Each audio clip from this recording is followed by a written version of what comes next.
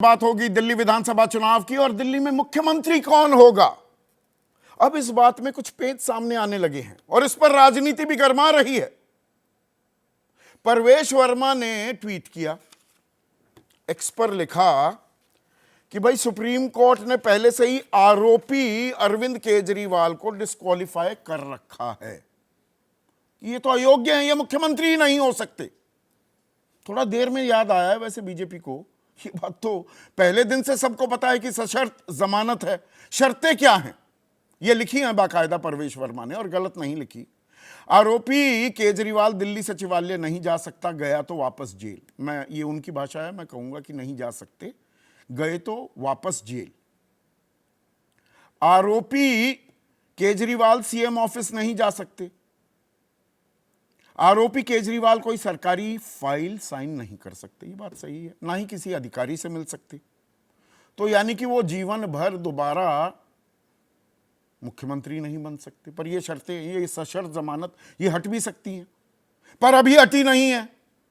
तो मुख्यमंत्री कैसे बनेंगे? फर्ज कीजिए 8 तारीख को, 8 फरवरी को चुनावी नतीजे आते हैं और आप बहुमत के साथ फिर से सरकार बनाने की ओर अग्रसर दिखाई देती है, तो मुख्यमंत्री कौन होगा? अब यहां पर एक और पेंच डाल दिया है, एक और पेंच डाला ये हिंदू मुसलमान करने की सीधी सीधी कोशिश। तो चेहरा कौन होगा, अमानतुल्लाह खान या इमरान हुसैन? ये सवाल पूछ रहे हैं। इसमें आतिशी सिंह कहां गई? वो तो है ना अभी। अब उन्हें रबर स्टैंप मुख्यमंत्री कहती है बीजेपी। अनुराग ठाकुर कहते हैं आम आदमी पार्टी का चेहरा कौन है? आतिशी अपने आप को सीएम मानती नहीं, केजरीवाल तो मुख्यमंत्री बन नहीं सकते। ठीक है जी, तो आपका चेहरा कौन है? बीजेपी अपना चेहरा बता दे। केजरीवाल अयोग्य है तो बीजेपी में कौन योग्य? यह अपने आप में सवाल है, और सवाल तो बहुत सारे हैं। लेकिन मेरे साथ अब दिल्ली की मुख्यमंत्री आतिशी जुड़ गई हैं लाइव एंड एक्सक्लूसिव, और आपको तो पकड़ना भी मुश्किल हो गया आतिशी। बड़ी मुश्किल से आपसे ये इंटरव्यू मिला। वो रमेश बिदूड़ी ठीक कह रहे हैं क्या? 4 महीने तो दिखी नहीं, अब सड़कों पर हिरनी की तरह दौड़ती कूदती दिखाई दे रही हैं, आपको पकड़ना मुश्किल हो रहा है। देखिए संदीप जी, चुनाव का समय है। चुनाव के समय किसी भी प्रत्याशी को वो ज़मीनी स्तर पे ही काम कर रहे होंगे। दूसरा, चुनाव चल रहे हैं लेकिन फिर भी सरकार का काम तो रुकता नहीं है। सरकार के भी डे टू डे बेसिस के सारे काम चलते ही रहते हैं, तो वो भी एक ऐसी जिम्मेदारी है जो निभानी होती है, और उसमें भी बिल्कुल समय जाता है। पर मैं माफ़ी चाहूँगी, मुझे पता है कई दिन से हम लोगों की बातचीत चल रही थी, तो मैं माफ़ी चाहूँगी कि काफ़ी दिन लग गए इस इंटरव्यू को होने में। नहीं, पर हिरनी है क्या आप? रमेश बिदूड़ी वो आपके खिलाफ उम्मीदवार भी हैं कालका से। वो कभी आपके कि जी बाप बदल लिया आतिशी ने, आपके आंसू भी छलकते हैं। अच्छी खासी संज्ञाओं से नवाजा जा रहा है, इसे आप कैसे देखती हैं, बतौर महिला भी, बतौर मुख्यमंत्री भी? देखिए, कालका जी का चुनाव दिल्ली के चुनाव का एक प्रतीक बन गया है कि एक तरफ एक पढ़े लिखे प्रोफेशनल काम करने वाले लोगों की पार्टी है और दूसरा तरफ गाली गलौच पार्टी है। जैसे पूरी दिल्ली में भाजपा और आम आदमी पार्टी में ये अंतर है कि एक तरफ पढ़े लिखे काम करने वाले लोग हैं और दूसरी तरफ गाली गलौच करने वाले लोग हैं।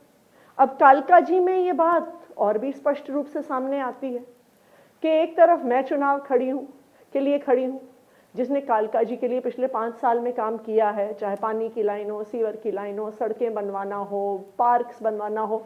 दूसरी तरफ रमेश बिधूड़ी जी हैं जो 10 साल तक दक्षिणी दिल्ली से सांसद थे, लेकिन इस पूरे इलाके में उन्होंने एक काम नहीं किया कालका जी विधानसभा क्षेत्र में।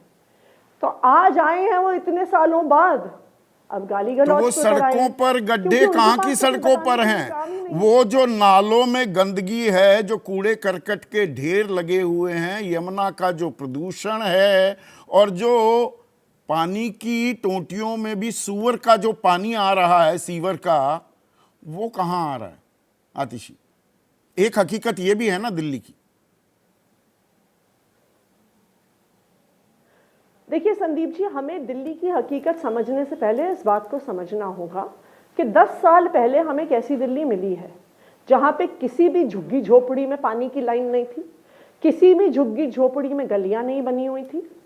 1790 से ज्यादा कच्ची कॉलोनियां थी जहां पे सड़क नहीं थी, नाली नहीं थी, पानी की पाइपलाइन नहीं थी, जहां पे सीवर की पाइपलाइन नहीं थी। ये स्थिति हमने इससे पिछली सरकार से हमें विरासत में मिली थी। तब कहा जाता था कि झुग्गी झोपड़ी में सरकार का पैसा नहीं लग सकता, तब कहा जाता था कि कच्ची कॉलोनियों में सरकार का पैसा नहीं लग सकता। पिछले 10 साल में दिल्ली के आम लोगों को हमने सुविधाएं दी हैं। पूरी दिल्ली में 5000 किलोमीटर से ज्यादा पानी की पाइपलाइन डली है, 8000 किलोमीटर सीवर की लाइन डली है, 10,000 किलोमीटर से ज्यादा सड़कें बनी हैं। जहां दिल्ली में पहले घर 60,000 के पानी स्ट्रीट की लाइट जो होती थी, टोटियां हैं आज उनमें दिल्ली सीवर में का पानी आ रहा है ना पूरी आजकल। दिल्ली में, सुन लीजिए, हाँ, देखिए देखिए संदीप जी, ऐसा नहीं है। देखिए कुछ जगह पे मैं ये नहीं कह रही हूं कि हर समस्या का समाधान हो गया है, लेकिन ये पिछले 10 साल में दिल्ली की आम लोगों की जिंदगी में जितना विकास हुआ है उससे पहले बिल्कुल नहीं हुआ। और मैं बताऊं, दिल्ली की इस दुर्दशा का जिम्मेदार कौन है? क्यों दिल्ली में सुविधा नहीं थी?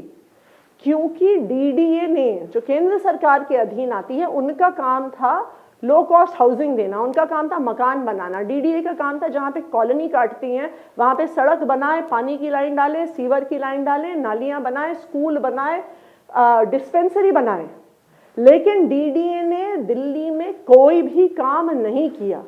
इसकी वजह से दिल्ली में ये कच्ची यह काम होने ही नहीं दिया। आप जहां पे पानी नहीं, जहां पे सीवर नहीं, जहां पे सड़क नहीं। पॉलिटिक्स ऑफ ब्रिंकमैनशिप करते हैं, बात बात संदीप पर जी, आप देखिए, लड़ाई देखिए, करते हैं। अरविंद संदीप जी, केजरीवाल हर बात पर अगर एलजी के साथ, केंद्र सरकार के साथ उलझ जाएंगे। और अब मौजूदा जो उपराज्यपाल हैं उन्होंने तो कहा कि भाई आतिशी 1000 गुना अच्छी है अरविंद केजरीवाल से कम वार्तालाप करने को तैयार हैं, तो हम कदम ताल करते हैं। अब आप कदम ताल करेंगे नहीं, अड़ंगी लगाते रहेंगे तो ये हाल होगा, ये दुर्दशा होगी। देखिए संदीप जी, अगर एलजी साहब को मेरा काम पसंद है, वो मेरी तारीफ कर रहे हैं, तो मैं भी तो आम आदमी पार्टी की हूं, दे दें आम आदमी पार्टी को वोट। दूसरी बात, मैं आज चैलेंज करती हूं, मैं बीजेपी को चैलेंज कर रही हूं। वो कहते हैं जी कि आम आदमी पार्टी वाले लड़ते हैं, दिल्ली तो आधी सरकार है, आधी की भी 1/4 पावर उन्होंने छीन ली है। लेकिन मैं आज आपके शो पे बीजेपी को चैलेंज करती हूँ, उनकी 20 या 22 राज्यों में सरकार है, शायद जो भी एग्जैक्ट नंबर है वो आपको पता होगा। 18 राज्य हैं, मैं 2 आज और जोड़ चैलेंज कर रही सकते हूँ हैं, बीजेपी 20। वाले अपना एक राज्य, हाँ, मैं चैलेंज करती हूँ बीजेपी कोई एक राज्य बता दे जहां पे वो 24 घंटे बिजली देते हैं। दिल्ली के आसपास तो हरियाणा, यूपी वाला सारा इलाका बीजेपी के अंडर है। दिल्ली के सब लोगों ने देखा है। इस बार पीक गर्मी में फरीदाबाद, गाजियाबाद, नोएडा, ग्रेटर नोएडा, गुड़गांव, साहिबाबाद, सब जगह 6-6, 8-8 घंटे के पावर कट लग रहे थे। लेकिन दिल्ली में उबलती हुई गर्मी में भी 24 घंटे बिजली आई है। भारतीय जनता पार्टी बता दे कोई एक और ऐसा राज्य। मैं दूसरा चैलेंज देती हूं, भारतीय जनता पार्टी की जो 20 राज्यों में सरकार है, वो कोई एक राज्य बता दे जहां पे सरकारी स्कूल प्राइवेट स्कूलों को टक्कर दे रहे हैं। कोई एक ऐसा राज्य बता दे जहां पे सरकारी स्कूल के बच्चे जेई और नीट का एग्जाम क्लियर करके बड़े बड़े इंजीनियरिंग कॉलेज में एडमिशन ले रहे हैं। कोई एक राज्य बता दे जहां पे सरकारी स्कूल के बच्चे फ्रांस जा रहे हैं, पेरिस जा रहे हैं फ्रेंच सीखने के लिए। वो पेरिस और लंदन जैसी जो सड़कें बननी थी उसका क्या हुआ? आपके पुराने सहयोगी, पुराने दोस्त राहुल गांधी नालों के किनारे सैर करते भी दिखाई दिए और कहा कि अरे वो दिल्ली की सड़कें बननी थी लंदन पेरिस की तरह। क्या हुआ उनका? संदीप जी, अगर आपने मुझे अपने शो पे बुलाया है इतनी मुश्किल से जद्दोजहद से 10 दिन से परस्यू करके, तो मेरी भी बात सुन लीजिए। हाँ। अगर आपको ही बोलना है तो आप मेरे बिना ही शो कर सकते हैं। हाँ।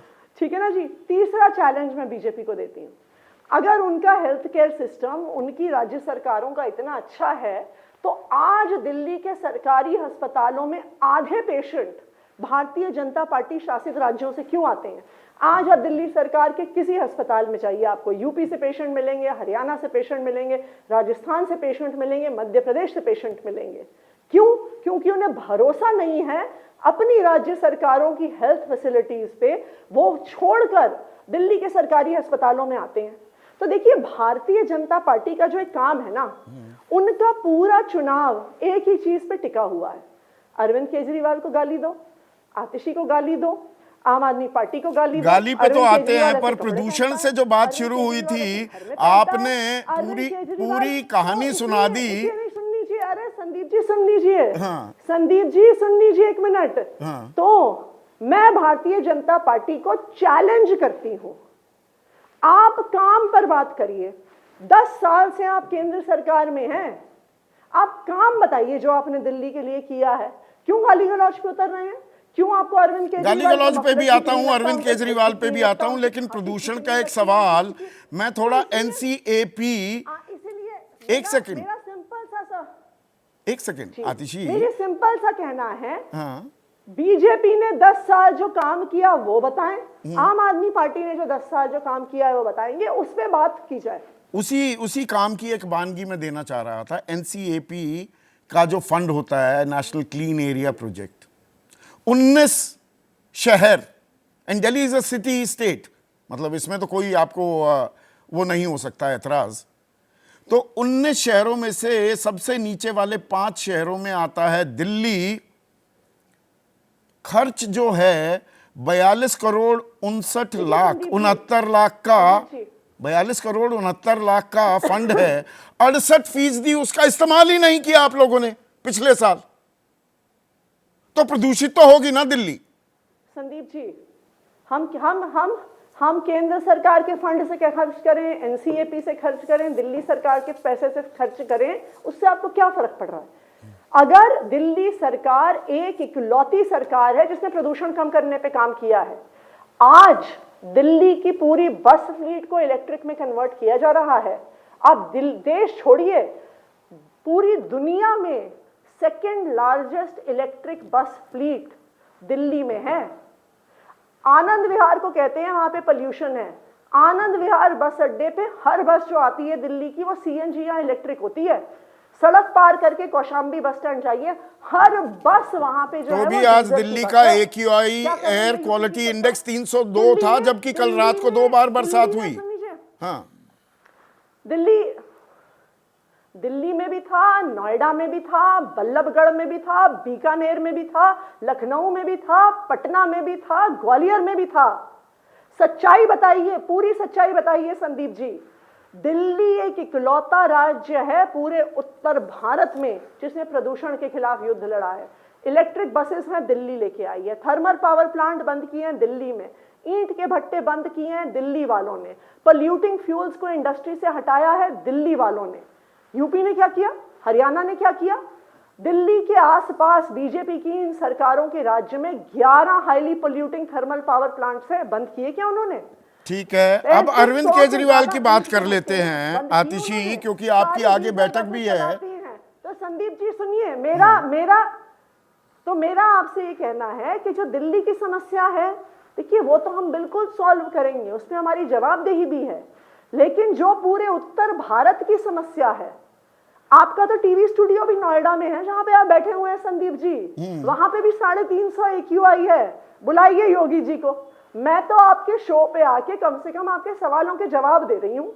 मैं आपको चैलेंज करती हूं, आप योगी जी को बुला के दिखा दीजिए, बुलाइए उनको और पोल्यूशन पे सवाल पूछिए कि भारतीय जनता पार्टी की, योगी जी की सरकार, आपकी ये चुनौती हम कबूलते हैं। हम यही अब इसी काम पे भी, जैसे आपको आपके पीछे लगा रहा और इंटरव्यू लिया, चलिए ये चुनौती हम कबूलते हैं, लेकिन ये अरविंद केजरीवाल तो अयोग्य हैं।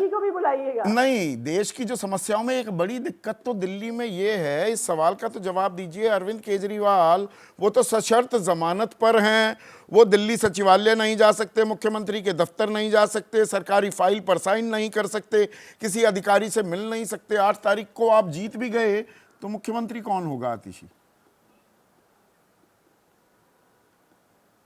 दिल्ली के मुख्यमंत्री अरविंद केजरीवाल जी ही होंगे। क्यों? क्योंकि दिल्ली की जनता उनको मुख्यमंत्री के रूप में देखना। अदालत की शर्तों का क्या होगा? सशर्त जमानत है। बात कर रहे हैं। हम लोग 10 साल से अलग अलग तरह की शर्तों से ही जूझ रहे हैं। जब 2015 में हमारी सरकार बनी थी ना, फरवरी 2015 में हमारी सरकार बनी, मई 2015 में होम मिनिस्ट्री ने एक इलीगल नोटिफिकेशन निकाल के दिल्ली सरकार की सारी पावर छीन ली थी। फिर भी बीजेपी की सारी फुल स्टेट से ज्यादा काम करवा के दिखाया अरविंद केजरीवाल की सरकार ने, आम आदमी पार्टी की सरकार ने। इसीलिए तो आज हम बीजेपी को चैलेंज कर रहे हैं, अपना कोई भी एक फुल स्टेट लेके आइए। दिल्ली आधे राज्य की आधी सरकार चलाती है आम आदमी पार्टी, फिर भी हमने पर ये तो अदालती आदेश की अवमानना नहीं हो जाएगी अगर अरविंद केजरीवाल, अगर आपको बहुमत मिलती है, उसमें भी बड़ा अगर है। संदीप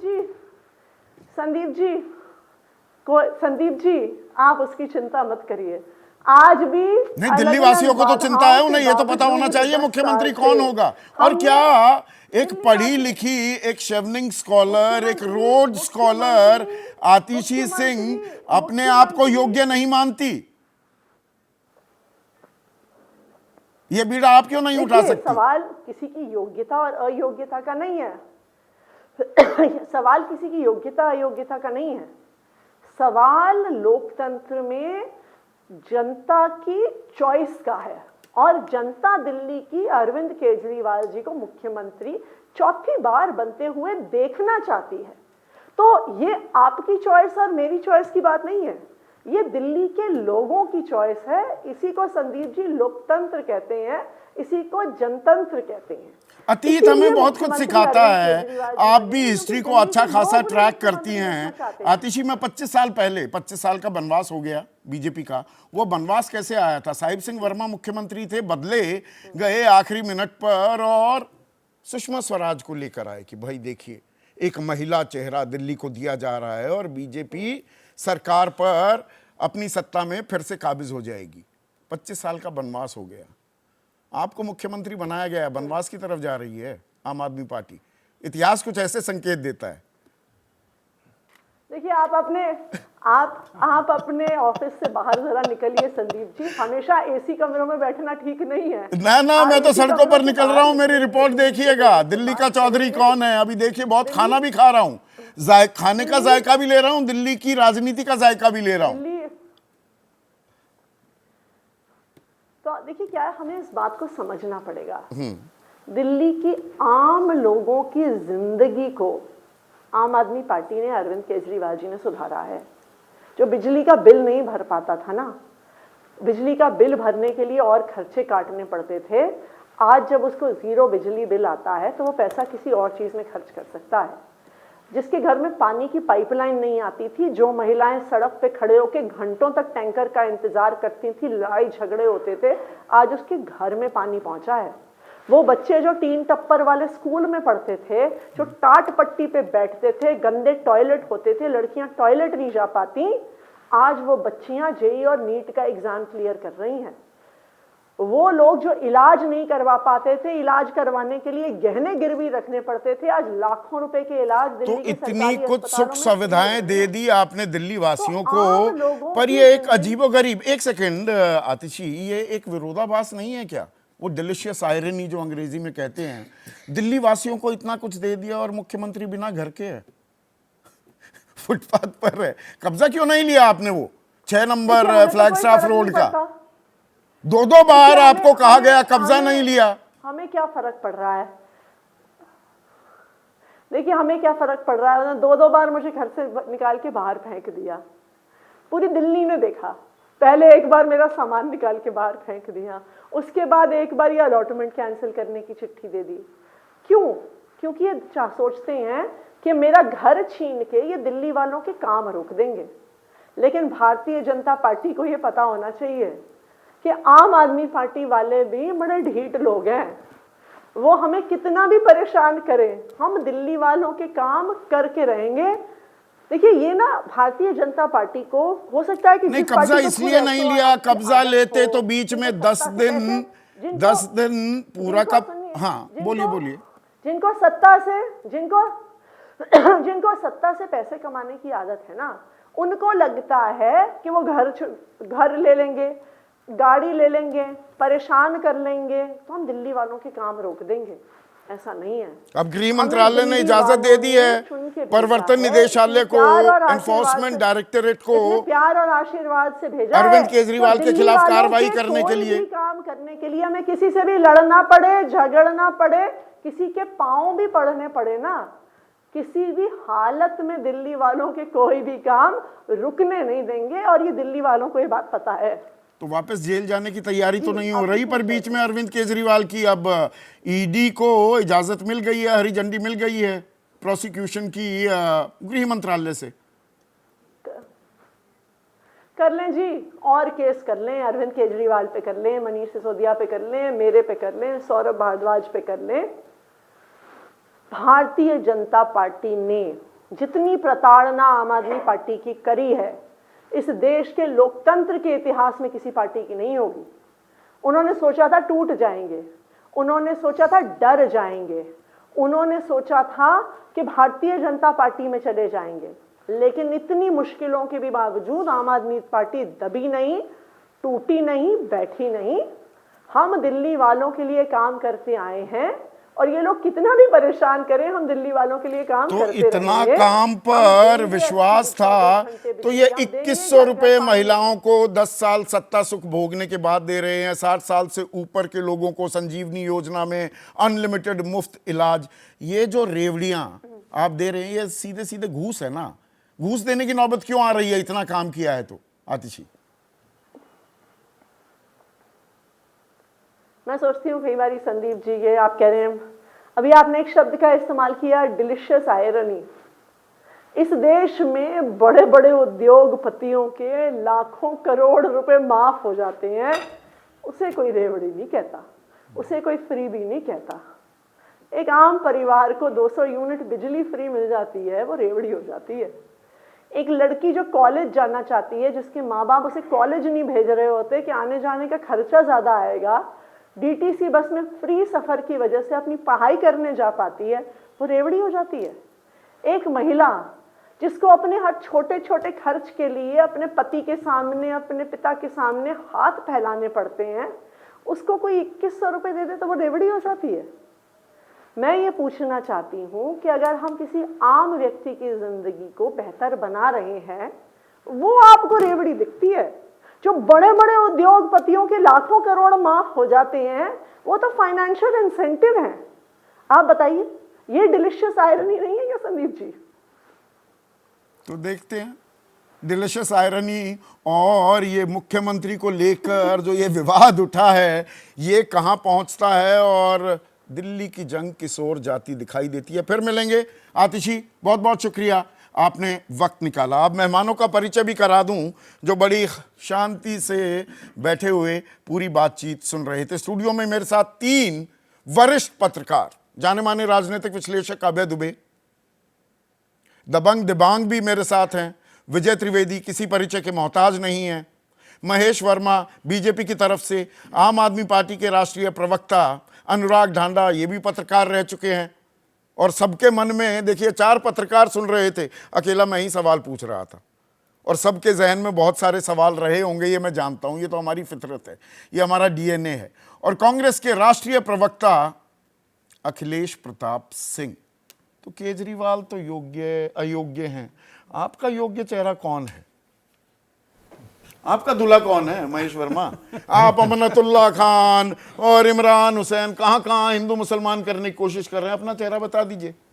हम 10 साल से रहते, अगर सरकार में यहाँ कहीं हम सरकार चला रहे होते तो स्वाभाविक रूप से हम कहीं ना कहीं ये बता रहे होते। जैसे हरियाणा में हमने कहा, लोगों ने पूछा कि भाई आपके किसके नेतृत्व में लड़ा जाएगा चुनाव, तो हमने कहा कि नायब सिंह सैनी के नेतृत्व में लड़ा जाएगा चुनाव। अब सवाल ये है कि ऐसी जगह पे जहाँ हमें लड़ना है, हमें कहीं वो ताकत हासिल करनी है, तो स्वाभाविक है कि वहाँ जनता को हाजिर नाजिर करके हम चुनाव लड़ रहे हैं। और जो जनता ही है वही मुख्यमंत्री है, वही सब चीज़ है हमारे लिए। अब सवाल ये उठता है इसलिए जनता कि को आप ये सवाल खड़ा करके अगर आम आदमी पार्टी चुनाव जीतना चाहती है तो इससे बड़ा बौखलाहट हार की, इससे बड़ा तो बेतहाशा। आपको ये बौखलाहट जो हो रही है कि अरविंद केजरीवाल को तो पहले ही डिस्क्वालीफाई कर रखा है, अभी याद आ रहा है? ये तो पहले से, ये तो सशर्त जमानत जब मिली थी तब से ये बात उठाने लगते, नहीं, हम अब तो क्यों लगातार उठा रहे यकायक हैं। याद आया? नहीं, हम क्योंकि तो- ये सवाल का जवाब नहीं कि हमारा दूल्हा कौन है। साहब ये तो आंख में धूल झोंकने वाला काम हो गया ना, कि आप दिल्ली की जनता के आंख में धूल झोंकना चाहते हैं। आप ये कह रहे हैं, आप लोकसभा में क्या बोले, अगर हम चुनाव नहीं जीते भाई तो हम राजनीति के लायक नहीं रहेंगे। अगर हम ईमानदार हैं, अगर हम ईमानदार हैं तो हमें वोट देना, हम बेईमान हैं तो हमें वोट मत देना। ये कहते हुए उन्होंने लोकसभा चुनाव का पूरा अभियान चलाया, और क्या रहा शिफत, कोई वो सीट नहीं जीत पाए, जबकि कांग्रेस और आम आदमी करण पार्टी कोहली दोनों हमारे मिलके- दर्शक वो कह रहे हैं, ये देखिए इनका सवाल, पिछले वाला सवाल लीजिएगा, पीसीआर जालंधर वासी हैं, कह रहे हैं बीजेपी के पास अगर कोई योग्य चेहरा होता तो चुनाव मोदी के चेहरे पर ना लड़ा जाता। देखिए मोदी घूम फिर कर आप फिर वही बात, मोदी शरणम गच्छामी, बीजेपी के पास कोई अरे, चेहरा नहीं बचता आप है। मोदी हमारे शीर्षस्थ नेतृत्व है। हाँ। पर वो उनके- मुख्यमंत्री थोड़ा हो सकते हैं। देखिए मुख्यमंत्री नहीं हो सकते, इसमें तो कोई दो राय नहीं है। वो तो सांसद है, देश के प्रधानमंत्री हैं, उनका कोई इसका मतलब लेकिन हम तो जो हमारा शीर्ष नेतृत्व है हम उसी को सामने रख के बात करेंगे ना। नहीं, परवेश अगर अरविंद वर्मा- केजरीवाल, मेरी बात सुनिए, हाँ। पंजाब में जो चुनाव लड़ा गया, परवेश वर्मा का नाम लेते ही आप लगातार बोलने लग जाते हैं कि नहीं अभी कुछ घूमना फंसने वाला सवाल आ गया। नहीं, परवेश जी के नाम पर जो है ना बौखलाहट शुरू उनको होती अच्छा, है। उनको होती है। हाँ, जो कि उनको एक बवंडर बना के पूरे चुनाव को लड़ना चाहते हैं। अच्छा। या अपने पाप पे पर्दा डालना मतलब चाहते हैं। पहले तो आपने जो लिफाफा दे सवाल रहे थे किया- 1100 रुपए का नहीं, आपने कि जो- भाई अच्छा आचार संहिता अभी लागू नहीं हुई, संदीप अब भाई- जूते और चप्पल बांट रहे हैं।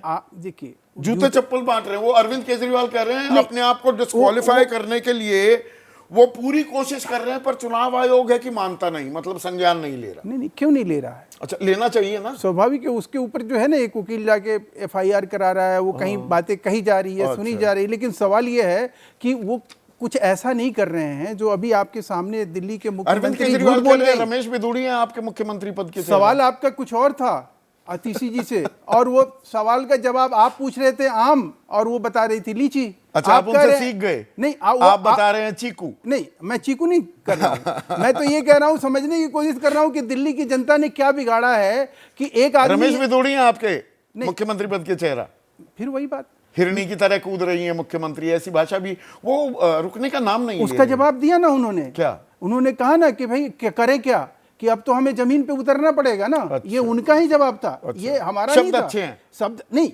वो कह रहे हैं कि अब जमीन पे उतरना पड़ेगा, तो जमीन पे पहले आसमान में थी क्या? ये तो तय करे ना वो कि अब जमीन पे उतरे हैं। अब जमीन पे कहीं दिखाई दे रहा है कि सीवर में नल में जो है सीवर का पानी आ रहा है। अब कहीं आपका प्रदूषण की बात है, प्रदूषण पे वो सिर्फ मैंने स्वास्थ्य कोई का ही सवाल बेड़ा छोड़ा गर्क नहीं हो नहीं, रहा शायद है। आपको ऐसी परेशानी तो नहीं हुई होगी नहीं ना? नहीं नहीं, कोई सवाल मैं नाम छोड़ता पर, नहीं हूं। रोजगार के नाम पर गरीबों का जिस तरह से यहाँ पे बुरा हाल है आज के डेट में, प्रदूषण है, ग्रेप 3-4 लगता है, कहीं काम धंधा नहीं है, लोग भूखे मर रहे हैं। ऐसे में एक सरकार जो है ये कह रही है कि आप नोएडा की क्यों नहीं बात कर रहे हैं, आप जोगी जी की क्यों नहीं बात कर रहे चलिए, हैं, आप किसी अखिलेश और राज्य प्रताप की सिंह, क्यों नहीं बात कर रहे हैं। ठीक है, ठीक है। अखिलेश प्रताप सिंह पर आज, और ये आपकी वाजिब शिकायत हो सकती है कि भाई पूरी चर्चा ही मानो आम आदमी पार्टी और बीजेपी के बीच ही लड़ाई हो रही है, पर कांग्रेस दरअसल खुद इस गत के लिए जिम्मेदार है क्या? और आप भी मुख्यमंत्री का भी चेहरा नहीं बता रहे, और वो जो होता है एक नैरेटिव पकड़ना या वो मैदान में खड़े होते दिखाई देना, वो खुद आपके संगठन की कमजोरी दिखाई दे रही है क्या? नहीं, ये वाजिब है, आपको हमारी कमियां जरूर दिखेंगी। हमें कोई बड़ी ज्यादा इसमें हैरानी नहीं है। हैरानी इस बात में होती है जब आप बीजेपी से चेहरा पूछते, इतने सालों बाद आप, देश को पता है, आपको भी पता है, फिर भी ये सवाल करते हैं कि बीजेपी का चेहरा नागपुर से आई पर्ची से तय होता है। बीजेपी के लोगों की हैसियत नहीं, वो तय कर लें, ये पर्चियों के ऊपर आता है, वो तय करते हैं।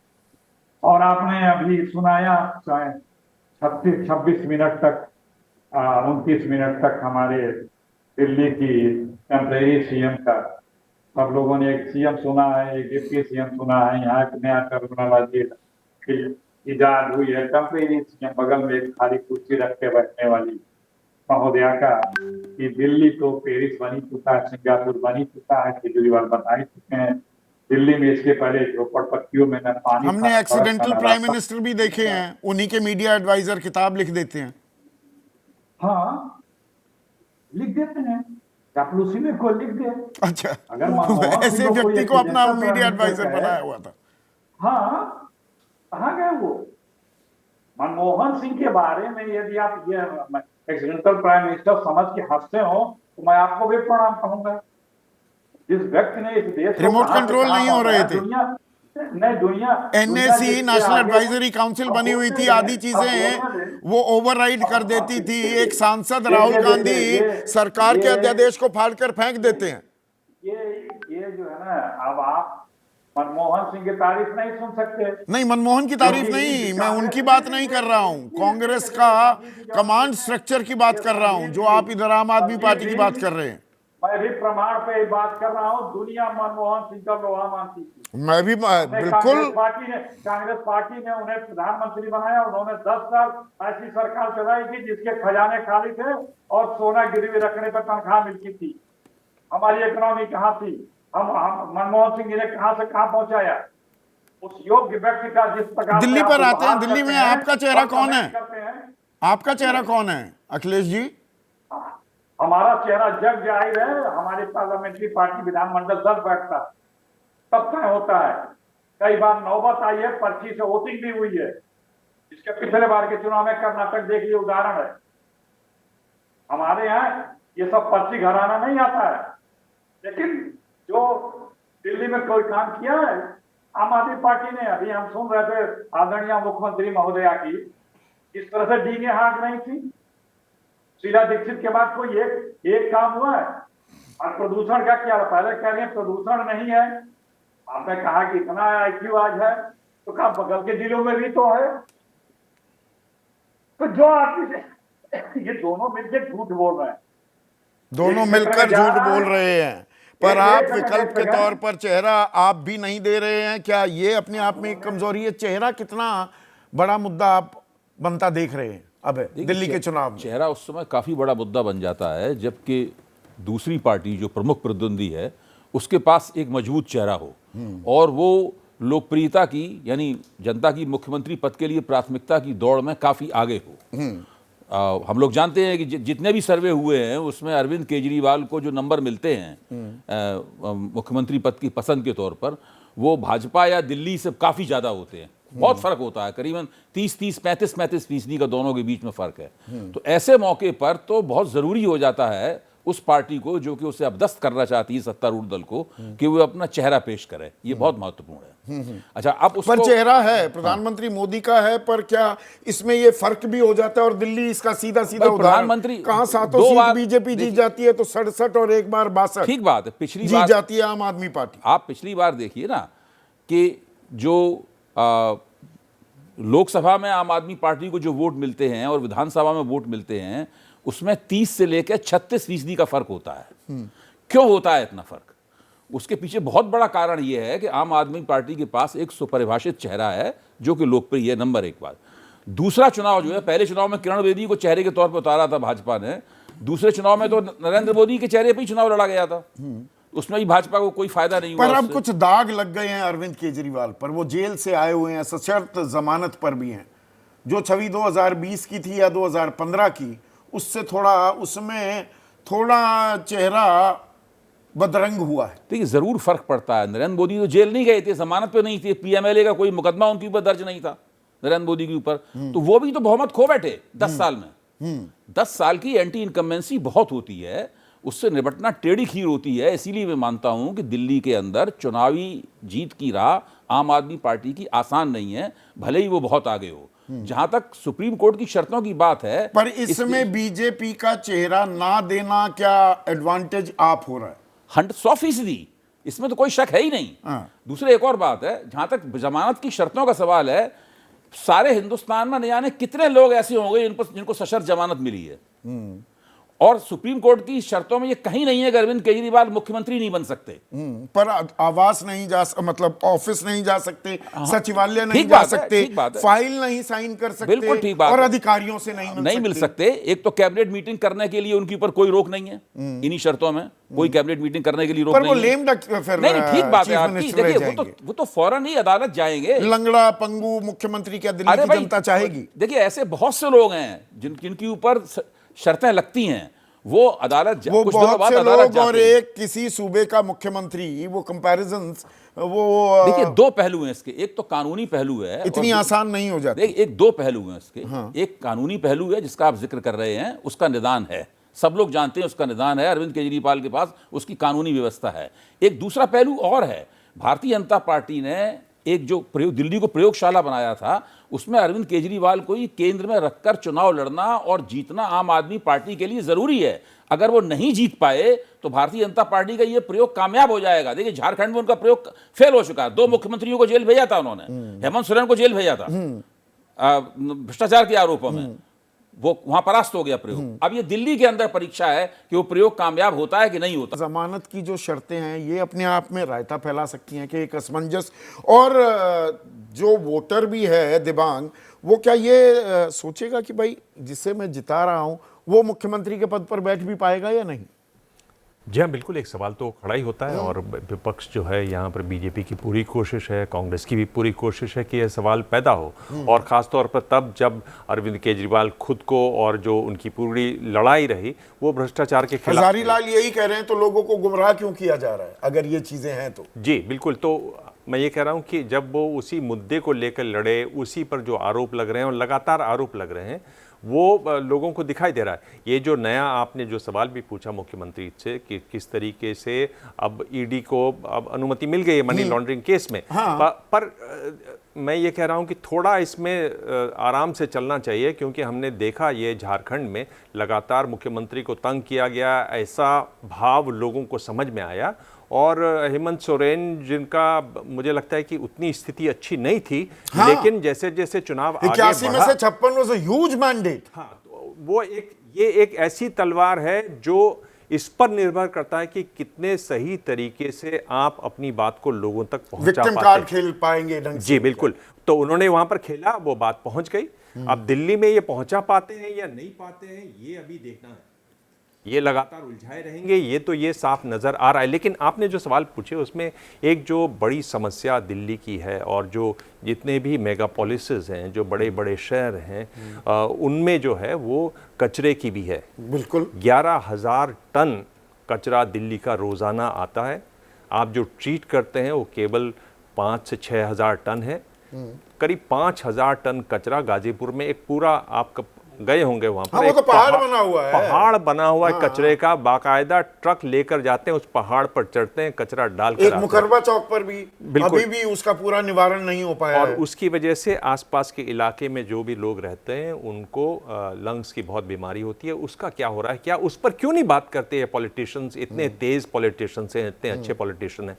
मैंने आपको बताया किस तरह से अगर दिल्ली की बात करें तो राष्ट्रीय जो औसत है प्रति वर्ग किलोमीटर का 11,320, राष्ट्रीय औसत है 382 लोग प्रति वर्ग किलोमीटर। नहीं, उसको बड़ी आसानी से दिल्ली में आंकड़ा है, दूसरों पर डाल गई कि दिल्ली नहीं में आप यूपी वाले मुख्यमंत्री को बुलाइए, उसको बुलाइए। दिल्ली में आंकड़ा है 11,320। तो मैं कह रहा हूं कि बहुत ही सघन आबादी है, मुश्किल है। डीडीए ने जो तीसरा मास्टर प्लान, जिसके बारे में हमने उस दिन उल्लेख किया, मैं इसलिए कहना चाहता हूं कि हमारे प्रोग्राम के बाद हाई कोर्ट में सुनवाई हुई। हाई कोर्ट ने कहा कि हम इस पर सुनवाई करेंगे। मामला क्या है, रहेजा जो बिल्डर है, जो पब्लिक प्राइवेट कॉलोनी का जो आपने जिक्र किया, कठपुतली कॉलोनी के बारे में मैंने बताया था, 2,400 फ्लैट्स बनने हैं। रहेजा बिल्डर्स ने 3 साल पहले फ्लैट्स बना लिए, लेकिन फ्लैट्स नहीं दिए जा रहे क्योंकि वो इस बात पर अड़ा हुआ है कि हम पहचान कैसे करेंगे। अगर आप देखें तो ये वो मामला है जहां ये बात हुई थी कि जो फ्लैट्स बनेंगे वो 2/3 जमीन पर बनेंगे, 1/3 जमीन बिल्डर को मिलेगी। मामला बढ़ा और अब हालत यह है कि जो लोग वहां के लोग रहने वाले थे, बाशिंदे थे, जो रिहायशी कॉलोनी में इनह्यूमन कंडीशंस में रह रहे हैं, उनके लिए केवल 1/3 जमीन पर फ्लैट्स बने हैं, लेकिन दिए नहीं जा रहे। हाई कोर्ट ने हमारे प्रोग्राम जो हुआ उसके बाद से वहीं से किसी ने मुझे बताया कि हाई कोर्ट के यहाँ सुनवाई है, सुनवाई हुई और हाई कोर्ट ने तय किया कि वो इस मामले को सुनने वाले हैं।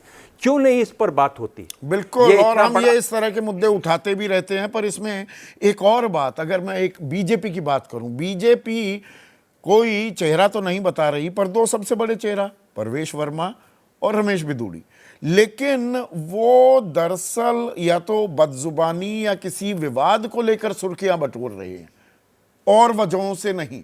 ये इस लड़ाई में कुछ ये डायनामिक्स बदल रहा है क्या विजय? देखिए, दो बातें हैं।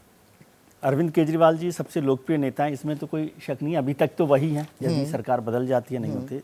एक दिवांग जी ने बात कही बहुत महत्वपूर्ण की समस्याओं पर, लेकिन क्या समस्याओं पर चुनाव हो रहा है? ना, ये तो चेहरों पर होता दिख रहा है। महेश वर्मा जी बैठे, कोई चर्चा हो रही है चुनाव में समस्याओं को लेकर, कूड़े के ढेर को लेकर, पानी को लेकर? ये तो सवाल बीजेपी को एजेंडा सेट करना था। हाँ, तो वो ये काम तो एजेंडा सेट करने तो का इसलिए बीजेपी का एजेंडा है केजरीवाल। तो इसलिए समस्याओं पर तो जैसे विपक्ष जब घेरता है प्रधानमंत्री मोदी को तो बीजेपी और मजबूत हो जाती है जी। ये बीजेपी अपना ही पाठ भूल गई है, उसी तरह से वो कर रहे हैं। और परवेश वर्मा और रमेश बिदूड़ी जो अपने कारण है वो तो हैं ही, लेकिन वो दोनों एक एक्स सीएम मतलब केजरीवाल साहब के खिलाफ खड़े, तो अपने आप में एक बड़े मजबूत नेता हो गए। हाँ। दूसरी तरफ आतिशी जी के खिलाफ खड़े हैं रमेश बिदूड़ी, तो वो हो गए। लेकिन हमेशा ये तर्क नहीं चलता कि केवल आपके पास दूसरा चेहरा है कि नहीं है, क्योंकि अरविंद केजरीवाल के खिलाफ यदि कोई चेहरा खड़ा करेंगे और वो कमजोर होगा तो वो लड़ाई आप वैसे ही हार जाएंगे।